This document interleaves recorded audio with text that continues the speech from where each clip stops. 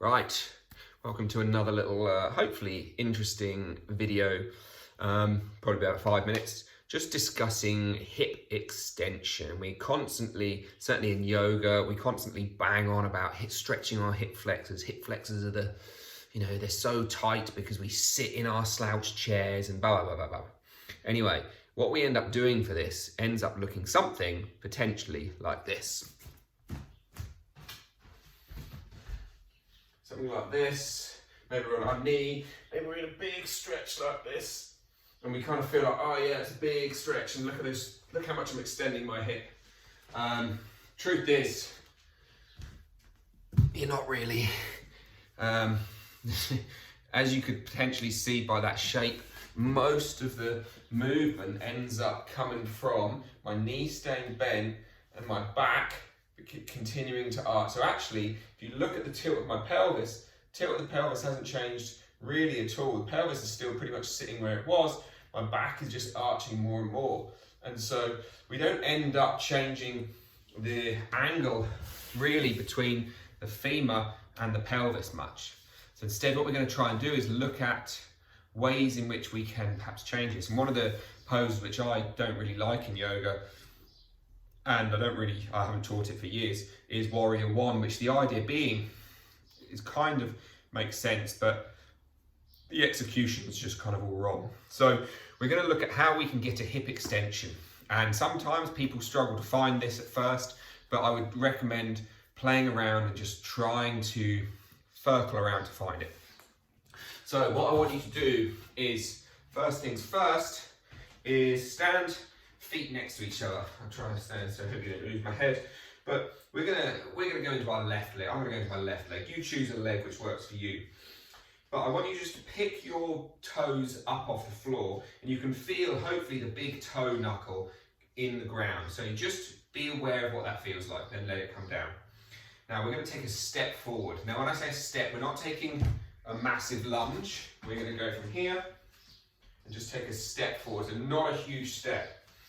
Now, from there, I want you to turn your back foot so the toes face the front of that mat. That might already feel a little bit funny in your leg.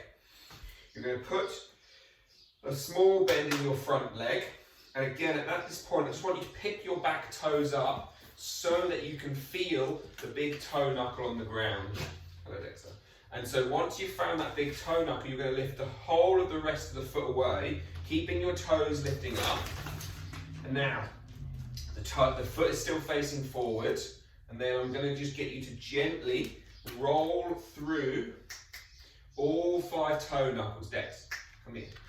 Okay, so big toe, second, third, fourth. Heel is still lifted, fifth. Now when the 5th toe knuckle hits the floor, the first is still on the floor. So now we've got this spreading, and you'll almost feel like the ankle, let's just change the angle of the camera, is actually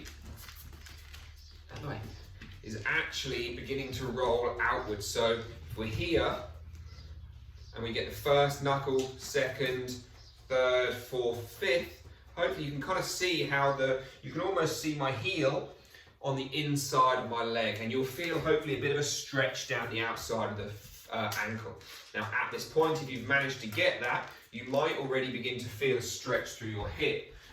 So put some weight in the front leg, first, second, third, fourth, 5th. If you've got feet which don't move very well, that might be a struggle to find, but just play with it. Go first, second, third, fourth, 5th. Don't let the foot smear across the floor. Don't let the toes turn out. First, second, third, fourth, 5th. Feel that ankle rotating. You should begin to feel like it's turning your shin bone out to the left. Now, from here, all you should then have to do is put the tiniest movement forward. If you keep those 2 bones on the floor, the 1st and the 5th toe knuckles, you should, just that much movement, and you'll begin to get a stretch through your leg.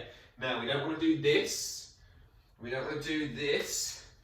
We keep 1st, 2nd, 3rd, 4th, 5th on the ground. We straighten the knee, so we've kind of got this extension through the ankle, extension through the knee. Then you can just begin to move your weight forward from your hips, and you will feel extension through your hip. And so then you can just kind of explore, go in, and come out. You'll almost feel like the thigh bone is rotating outwards and being left behind. You might even begin to feel like bum cheek fires up a little bit. It kind of gets tight. So again, first, second, third, fourth, fifth, knee straight, push forward. Now what many of you will find is that your knee is going to want to bend a little bit. So again, if the knee bends, we're not getting a true extension through the hip. So then you're going to just try to straighten the knee again, and you'll get that nice extension through the hip. All right, so that's kind of the main thing you're going to go for. So like I say, in the yoga world, Warrior One is trying to do this. We have 1 foot forward. Most of the time though, the Warrior One ends up being quite a long step. Not really going to help too much, but the way the foot and most people's feet work is by having the foot flat on the floor, even if you've got it turned out, which should then technically give you the external rotation of the hip.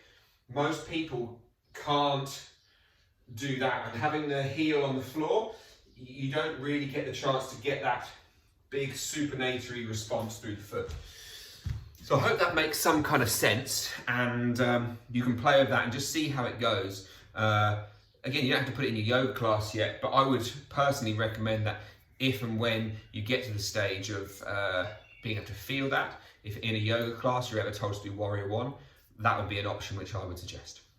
So I hope that makes sense. About 6 minutes of waffle. Hopefully you can feel that bigger, fuller, three-dimensional sort of stretch through that hip flexor. You've kind of got the extension as the legs left behind. You've kind of got this pulling out to the side as we go forward with that little toe staying on the floor. It actually kind of pulls the leg out for the external rotation, and it holds it there as we travel forward, giving it that abduction too.